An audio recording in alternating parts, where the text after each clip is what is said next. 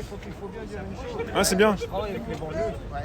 Les banlieues sont moins impactés que nous. Je ne dis pas qu'il n'y a pas de problème chez eux. Les banlieues comme les provinciaux. Moi, je vais dire une chose, il faut arrêter de compter sur tous les taxis de France. Ceux qui veulent venir, bien sûr, comme on dit chez nous. Non, mais tu vois ce que le problème. Le problème qu'on a, nous, les taxis.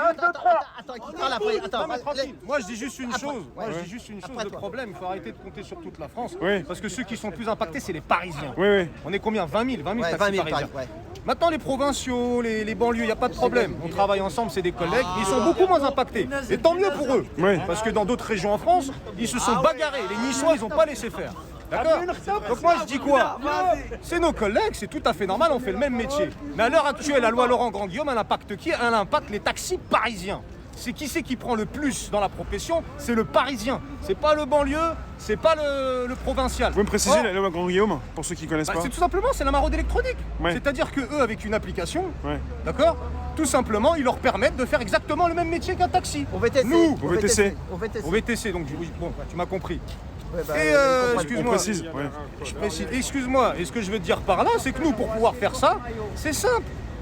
Il y a des lois, il y a une licence, il faut payer. Moi, demain, si je me mets devant un bar, je mets une tente et je vends de l'alcool sans licence 4, le barman, il va venir, je vais le comprendre. Tu vois ce que je veux te dire? Nous, les taxis, et j'en passe, il y a énormément. En fait, écoute, c'est simple. Il y a une loi, elle existe. Une loi, tu l'enfreins, d'accord? T'es condamné. À partir du moment où tu n'es pas condamné, ça veut dire qu'il y a une complicité. Maintenant, moi, je dis, il y a une banderole qui est là, qui dit État de droit ou État corrompu. Il arrive un moment, il faut arrêter de parler de l'Afrique, des pays du tiers-monde, soi-disant les dictateurs. Mais nous-mêmes, ici, on vit c'est quoi? C'est une politique, une république bananière. C'est une république bananière. Et à chaque fois, ils vont montrer les autres du doigt. Nous, tout ce qu'on demande, nous, en tant que taxi, tout ce qu'on demande, respect de la loi. Tu vas dans un magasin, si tu veux, on va te mettre les menottes, tu vas faire une garde à vue. Là, quand tu viens, que tu respectes pas la loi et que tu prends des clients, c'est comme si tu volais dans un magasin. Logiquement, tu te fais attraper, tu fais une garde à vue. C'est aussi simple que ça. C'est pas la première fois que fou. Écoute, c'est fou qu'en France, on doit manifester pour faire respecter la loi. Bien sûr. Voilà. Mais c'est pas la première fois que vous manifestez et c'est pas la première fois que vous revendiquez c'est pas la même chose. La réponse. Il y en a quand même. Quelle est la réponse quand même? On avance quand même. Faut pas être négatif. Quelle est la réponse au plus haut? C'est pas la première revendication, la première manifestation que vous faites. Quelle est la réponse au plus haut niveau? Qu'est-ce qu'ils vous disent? Parce que c'est pas le premier jour où vous manifestez par rapport à la loi Grand-Guillaume. Vous avez les grands lobbies là, ceux qui donnent le droit, enfin ceux qui donnent le droit au VTC de pratiquer. C'est une injustice. Moi, quand je vois un chauffeur VTC, qu'est-ce que je lui dis? Tu veux faire du transport de personnes, viens dans le taxi. Et tu auras un métier, tu vas faire ta formation. Moi, j'ai aidé beaucoup de jeunes, je les ai ramenés dans le taxi. Il n'y a pas de problème. Mais aujourd'hui, qu'est-ce qu'on te dit? Parce qu'au départ, ils nous disaient, oui, le chauffeur de taxi, il n'est pas moderne, il n'est pas ceci, il n'est pas propre, il n'est pas... C'est l'arbre qui cache la forêt. Mais c'est pour se donner le droit de pratiquer ce qu'ils font au jour d'aujourd'hui. Alors que celui qui veut faire transport de personnes, nous, on n'est pas contre. Il vient, il travaille dans le taxi. Mais les grosses compagnies, tout ça, ils leur font miroir. Déjà, l'histoire de la licence. Moi, personnellement, j'ai pas de licence qui est à moi. Je suis en location. Ça veut dire la personne qui trouve l'excuse de dire il faut acheter une licence, c'est pas vrai. Il faut venir et travailler, c'est tout. Dis-lui combien tu loues ta licence. Tu peux travailler comme salarié, tu peux travailler comme locataire. Il y a plusieurs façons. Tu peux être actionnaire, mais il ne faut pas nous dire qu'au jour d'aujourd'hui, pour faire chauffeur taxi, il faut avoir une licence et il faut des conditions. Et bien ces conditions-là, soit vous nous dites il n'y a pas de conditions, dans ce cas-là, vous m'enlevez le lumineux, vous m'enlevez toutes ces choses-là, et tout le monde fait ce qu'il veut. Vous nous indemnisez. Oui, tu me voles mon travail. Et il faut indemniser aussi. Si on transforme le métier, il faut indemniser les chauffeurs de taxi. Maintenant, celui qui veut faire chauffeur de taxi, il vient dans le taxi. Alors les autres, pour moi, les VTC, pour moi, ça me fait pitié parce qu'ils se font exploiter. Il y en a, ils savent même pas qu'ils respectent. Ils se font exploiter. Parce qu'aujourd'hui, Ouais, mais les Parce plateformes, qu'aujourd'hui, elles sont soutenues par qui, les aujourd'hui, plateformes? quand on Qui les soutient, ramène les un plateformes? chauffeur de VTC, qu'est-ce qu'on lui dit? Qu'est-ce qu'on lui dit? Ah, vous êtes la au plateforme, chômage, elle monsieur? vient. Vous êtes au chômage? Ah, venez, on va s'occuper de vous. Ah, c'est bien, vous allez vous inscrire à la Chambre des métiers. En tant qu'auto-entrepreneur, vous allez rien payer. Parce qu'en tant qu'auto-entrepreneur, il va rester pendant un an sans charge. Ça veut dire qu'on lui paye déjà avec des charges. Ça veut dire on lui dit, les 3 000 € que tu vas gagner, ça va être dans ta poche. T'as pas de charge, t'as rien. C'est comme ça qu'on fait. Ça veut dire, vous avez les plateformes de VTC, vous avez des gens qui arrivent et d'autres qui partent. Ceux qui ne gagnent pas bien leur vie, ils partent et on attire les autres.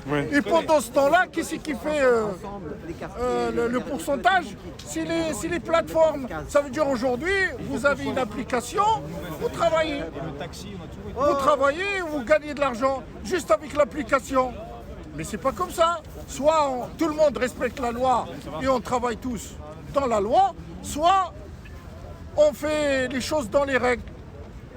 Voilà. Mais là, vous avez un ras-le-bol. Votre ministre, il dit quoi? Il répond pas comme vous voulez. Ah, vous savez, vous connaissez la musique. Hein. Au jour d'aujourd'hui, vous manifestez, vous faites ce que vous voulez. C'est toujours la même chose. Il n'y a rien qui se passe. Il n'y a rien qui se passe. Ils ont compris une chose. Ça veut dire, avec le temps, on vous fait désespérer, quoi. Mais c'est parti pour de la violence, parce qu'au final, c'est pacifique. Pourquoi de la violence? Non, mais quelque part, parce que les gens, après... Non, mais je ne dis pas que vous allez tout casser, mais il y a quelque chose qui va remonter. Non, mais la violence, elle est de leur côté, c'est ça le problème. Oui, il y a une violence qui est là. Oui, il y a une violence qui est là. Non, mais attends. L'injustice, monsieur, ça s'appelle de l'injustice. Aujourd'hui, on est devant des trucs injustes, c'est tout. Non mais vous êtes calme, vous n'êtes pas violent, mais à un moment donné, il y a des choses qui grondent, ça monte, ça vous énerve. Écoute, déjà, t'as le permis de conduire. Oui. Bon, tu sais très bien conduire déjà dans Paris, sans parler de tous les problèmes qu'il y a autour. Déjà, tu boues en toi. Ouais. Quand tu regardes la manière, les embouteillages, l'agressivité sur la route et compagnie, déjà, c'est énervant. Mais dis-toi, nous, déjà, on est confrontés à la pénibilité de notre travail. Ouais. Et en plus de ça, on nous vole. Ouais. Mais je vais te dire, il y en a, je vais te dire une chose, ils se sont suicidés dans la profession. Ouais. Il y en a, ils se sont montés en l'air. C'est bien de parler de ça, parce qu'il y a beaucoup de gens qui se suicident en ce moment. Non, mais il arrive un moment, là, on est en train de créer une misère. Et je vais te dire, moi, je m'adresse à qui? Je m'adresse aux Parisiens. Moi, je le dis, les Parisiens, dans la généralité, ils les soutiennent. Ils sont avec leur téléphone devant les stations de taxi, ils montent dedans, ils nous narguent. Moi, je vais te dire une chose, mais soutiens les VTC. Non, moi, je ne sais pas. Non, il le sait, le Parisien. Je vais te dire, c'est politique. Lui, on lui dit, c'est comme le chauffeur. Non, c'est comme le chauffeur VTC. On lui dit, viens travailler. Non, il a le droit, tranquille, il n'est pas d'accord. Il a le droit. Moi, je dis juste, non, ils le savent. Je vais te dire une chose, ces gens-là, ils respectent la loi quand ça les arrange. D'accord? Par contre, quand ça concerne le taxi, ah bah là, il n'y a pas de loi. Là, je rentre dedans. Là, je suis à l'arrière. Il le sait très bien que c'est interdit, le Parisien. Pourquoi il le prend? C'est-à-dire, il arrive à un moment aussi dans ce pays-là, il y a une hypocrisie. Il y a une hypocrisie même entre nous, entre le peuple. Parce que qu'est-ce qui se passe au final quand ils prennent les VTC? Tout le monde, hein, les banlieusards et compagnie. Tu sais ce qui s'est passé? Nous, on a été les précurseurs de l'ubérisation. Ces gens-là, ils se sont tirés une balle dans le pied. Ils ont financé leur propre précarité. Tu veux des prix low cost? Tu auras des prix low cost. Ton salaire deviendra low cost. Là, c'est exactement ce qu'on va vivre là, dans les années à venir. Là, cette histoire de Covid et compagnie, je dis pas que ça existe pas. Il y a un débat. Pour moi, il y a une instrumentalisation. Mais là, l'économie, ils vont la remettre à plat. Les salaires, ils vont baisser. Le SMIC, il va se casser la gueule. On va se retrouver avec un PIB portugais ou espagnol. Mais le pire dans tout ça... Non, quand même pas. Quand même, il y a les colonies encore, il y a l'Afrique encore, arrête tes bêtises, il y a le pétrole et compagnie encore. Mais c'est juste pour te dire, que le peuple, il est tellement bête, et quand je dis le peuple, je dis nous. Parce que nous aussi, on va sur Amazon, on va chez McDo et compagnie. On financie notre propre précarité, c'est-à-dire c'est des cerveaux, les mecs que tu vois à Bercy et compagnie, eux c'est ça, ils te laissent. Continue à acheter pas cher. Mais plus tu vas acheter pas cher, qu'est-ce qui va se passer? C'est que les gros industriels, ils vont se gaver et ton salaire, il va se casser la gueule. C'est mathématique. Le Parisien, il pense. Et puis je vais dire encore une chose, je suis virulent, je suis violent, je suis ce que tu veux. Moi, j'ai pas dit ça, je parle en général. Non, mais moi, c'est mon point de vue. Et moi, j'assume ce que je dis. Moi, derrière, ce qui se passe, c'est que j'ai l'impression, les mecs de banlieue, Macron, il l'a dit, vaut mieux qu'ils vendent du shit. On est d'accord. Non, je préfère qu'ils fassent VTC, comme si nous, les mecs de banlieue, on est des vendeurs de shit. Bon, Alors qu'on sait très bien que les gros morceaux, on sait très bien qui c'est qui dirige. On va pas rentrer dans les débats. Ouais. Mais au final, qu'est-ce qui se passe avec les VTC? Moi je le dis, il y a un côté communautaire. D'accord? Je parle de la France aussi, je parle de la communauté. Malheureusement, c'est comme ça dans les banlieues. On sait très bien dans les cités, on sait qui y habite. Au final, ça les arrange que ces gens-là, ce soient des bas de gamme. Des robeux bas de gamme. Des Renois, des banlieusards bas de gamme. Où on peut les chiffonner. Et les Parisiens en question, je les vois, c'est ce qu'ils font avec eux. Avec le taxi, ils peuvent pas le faire. Tu vois ce que je veux dire? Parce que nous, on est libres, on est des vrais artisans. Ouais. Nous, on est des gens qui payons nos impôts. On est des gens Le chantage à l'étoile. droits. C'est-à-dire, là, ce qui se passe, je dis franchement, ça va mal se finir. C'est un autre débat, là, ce que j'ai en train de dire. Oui. J'assume, je persiste et je signe. Nous, tout ce qu'on demande, on n'est pas dans un pays, entre guillemets, du tiers-monde. On est en France, soi-disant en état de droit. Un état de droit, qu'est-ce que ça veut dire? Il y a une loi, tu l'appliques, qui a été votée à l'Assemblée nationale, qui a été validée au Sénat et qui est revenue. Et là, au final, ils font exprès, ils ne mettent pas les moyens. Pourquoi vous ne mettez pas les moyens pour stopper tout ça? Et ils le voient, on est en train de crever dans les stations. Attends, mais t'imagines, c'est comme si c'était... Comme je te l'ai dit tout à l'heure, tu as un bar et tout, tu as ta licence 4, tu te fais chier à payer un loyer de malade, un fonds de commerce de ouf, et puis tu as un mec avec une tente qui va vendre des pastis à 2 euros. Et là, il arrive un moment, et moi, il y a une autre chose, c'est qu'on n'est pas soutenu aussi. Bon, toi, t'es là, t'es gentil, t'es quelqu'un qui voit large, parce que le taxi, il n'est pas tout seul. La RATP, les médias, j'ai pas besoin des médias, mais les médias, ils sont contre nous. S'il y avait tous les syndicats, oui. Les médias, ils sont là quand tous les syndicats sont là. Mais les médias, Mais là, c'est pas, comme c'est pas trop syndiqué aujourd'hui. mais il faut le dire, BFM TV, c'est la base, compagnie, on est la base les aujourd'hui, attends, on mais est la Ils base. payent pas, ces gens-là, ils payent pas le VTC, les BFM et compagnie. Ils sont là, ils les prennent un coup de code promo, c'est gratuit. Nous, avant, moi j'étais à la G7, et ils l'ont plus, à Dours-sur-Glane, dans le 15e. Ils ont plus le contrat. Si la loi n'est pas appliquée, est-ce qu'il ne faut pas que vous soyez avec des avocats pour la faire... C'est fait, on le fait, il y a encore des procédures, mais ça passe pas. Mais ça prend du temps, ça prend trop de temps, ça. Ça passe pas. Ça passe pas. Passe pas. Alors, je vous pose une question, c'est comme une question que je vous posais, hein, c'est pour savoir un peu ce qui se passe. Ouais.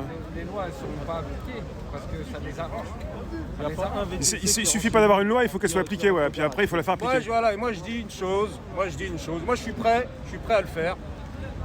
Il faut que nous les taxis on s'organise.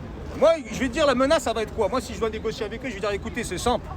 Tenez-moi comme responsable, c'est pas grave. Vous voulez pas faire respecter la loi, nous on va s'organiser. Moi je dis ce soir là, aujourd'hui on va discuter entre nous, on va s'organiser sur tous les taxis, tu crées des équipes, toi une fois par semaine, des vraies équipes, et la vie de ma mère tu viens, t'interpelles les VTC.